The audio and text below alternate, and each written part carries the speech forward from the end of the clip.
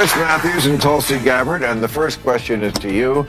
Tulsi, should women be required to register for the military draft? I saw this. This is so interesting. The Democrats, so great at politics. I don't know why they brought it up now. I mean, men, I almost forgot this. Men do still have to register for the draft. Nobody gets as... Well, this is actually something that they also just changed in the legislation through the National Defense Authorization Act.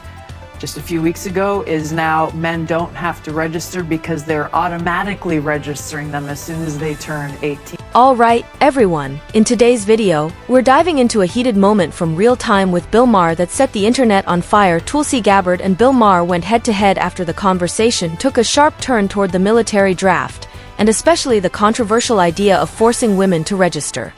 That's when things really escalated. As if that wasn't intense enough, Chris Matthews jumped into the mix with his own perspective, pushing the debate even further. Tulsi didn't hold back.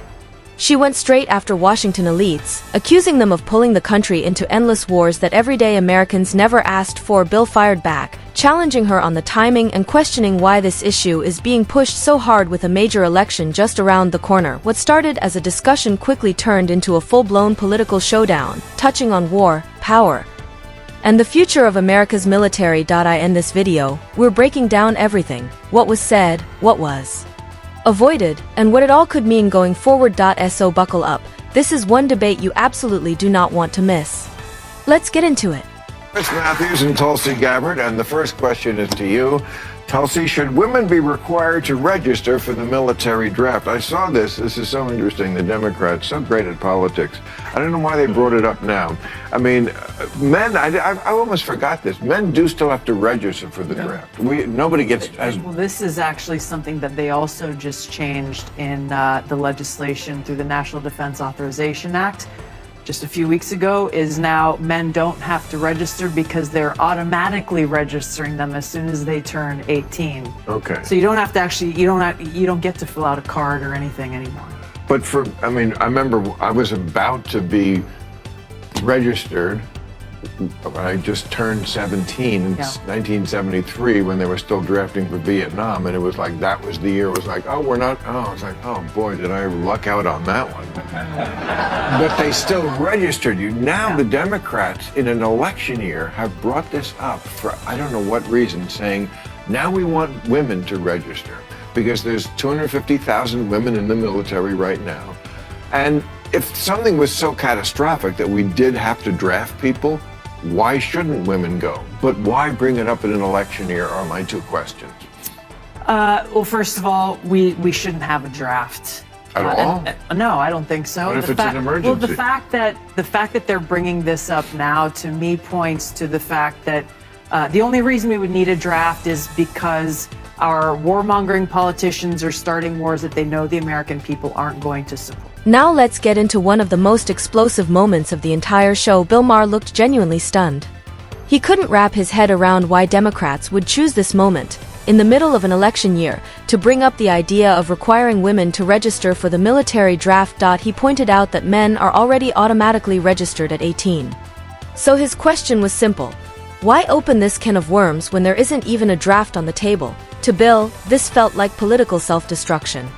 He argued that raising such a controversial issue risks alienating voters, especially when most people are far more worried about the economy, healthcare, and simply making ends meet, not hypothetical wars that may never happen. He framed it as yet another example of politicians being disconnected from the real concerns of everyday Americans. Then Tulsi Gabbard came in and completely flipped the narrative. She made it clear she wasn't just against drafting women, she's against the draft, period. Her argument was blunt: the only reason we would ever need a draft is if politicians continue dragging the country into unnecessary wars that the American people never wanted in the first place. This isn't about equality, she said. It's about preparing for more war. Tulsi drew a sharp contrast between moments like Pearl Harbor and 9/11, when Americans volunteered because the threat was real and immediate, and conflicts like Iraq and Afghanistan, where public support was shaky from the start. Her message was clear: when the country is truly under threat, Americans will step up. But they shouldn't be forced to fight wars that serve political agendas instead of national defense. It was one of the most intense exchanges of the night, and it raised some serious questions about who really decides when America goes to war and who ultimately pays the price. when you look at what happened after Well, they the didn't attack on... start the wars. Well, when you They look at what didn't s- happened, well, you look at what happened after the attack on Pearl Harbor. Thousands and thousands of people from all across the country set aside their lives and volunteered because they wanted to go and fight for freedom and security and for peace.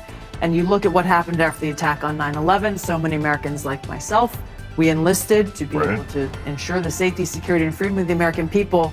And so when you look, to me, it's a big red flag that they're bringing this up right now, first of all, as we have multiple wars burgeoning around the world. But as a you know, I've been deployed 3 times to different war zones.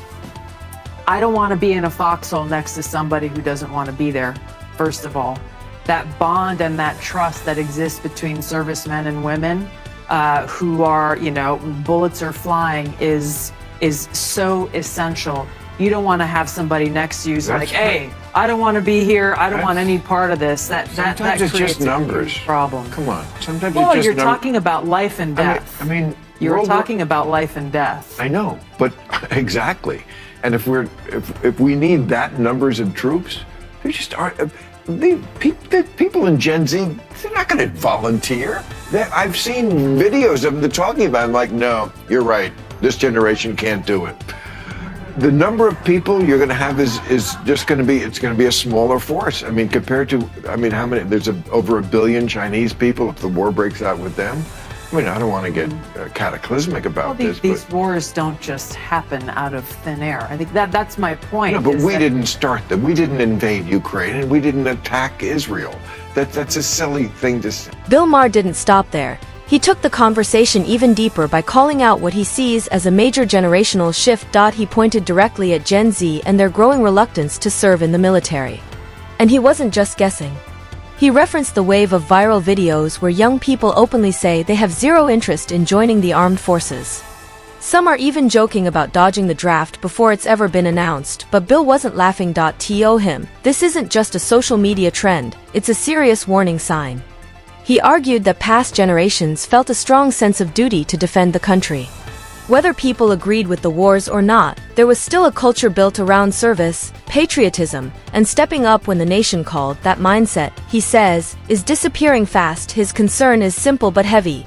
If the US ever faces a major conflict again, will there be enough people willing to serve, or has years of war, political chaos, and broken promises created a generation that no longer believes the fight is theirs? And this isn't about Gen Z being lazy or soft, like some critics claim.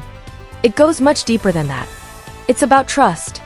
It's about whether people believe in the mission, whether they believe their leaders, and whether the sacrifice is truly for something meaningful. Because once that trust is gone, it's not just recruitment that's at risk. The future of national defense itself could be hanging by a thread. Might be the only way that war ever ends. How do you think that war should end? The war, and I've said this from the very beginning, the only way that this war ends is through some kind of a negotiated treaty. That's it. That's been true from the very beginning. Does that mean giving up Ukrainian land? It means, I think, both sides, like in all treaties, will end up having to surrender some portion of what they want in order to achieve that peace treaty. The sad thing is that it is the Ukrainian people and their lives who are being expended the longer this war goes on, even though those who are actually paying attention know that this is only ever going to end at any point with that negotiated peaceful outcome. Now, from the opposite side of the debate, Tulsi Gabbard brings something most politicians simply don't: real-world experience. She's actually served in the military. She's seen the reality of war up close. So for her, this isn't a theoretical policy debate or a campaign talking point. It's personal. It's about life and death. It's about the real cost of sending people into harm's way. Tulsi made it clear that war should always be the last resort, something we turn to only when it is absolutely necessary to protect the country and defend the freedoms we value. She spoke about the human toll, the lives lost, the permanent injuries, and the mental scars that follow people long after the fighting ends. Her perspective isn't rooted in ideology, it's grounded in reality, and that raises a powerful question: are we being responsible in how we talk about and prepare for war? Or are we repeating the same mistakes that have already cost so much? So what do you think? Should we even be having this conversation right now? Or is it just stirring fear over something that isn't even on the horizon? Let us know your thoughts in the comments, and if you found this breakdown helpful, make sure to like the video. Subscribe to the channel, and tap the bell so you don't miss what's coming next. Thanks for watching.